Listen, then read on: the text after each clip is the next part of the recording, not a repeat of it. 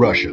NATO will never beat Russia. That will never happen. The United States will never beat Russia. We don't have the military capacity to defeat Russia in a large-scale ground conflict in Europe. That is a statement of fact. We could put everything America has in Europe today, and the Russians will beat us because we're not that good anymore. Now, we could spend trillions of dollars to rebuild the American conventional warfighting capability, but that's going to take years. The army we have right now cannot fight the Russians. It's physically unable to fight the Russians.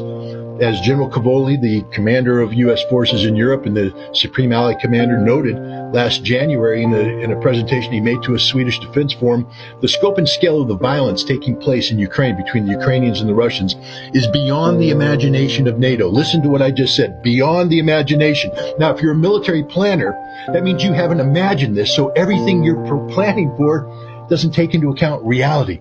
You don't have the firepower necessary. You don't have the force structure necessary. You don't have the tactics. You don't have the equipment. You don't have anything necessary to fight that conflict. And that's the state of play with NATO forces today. They spent the last 20 years preparing to do nation building in Afghanistan, low intensity conflict around the world, limited military peacekeeping missions in Europe.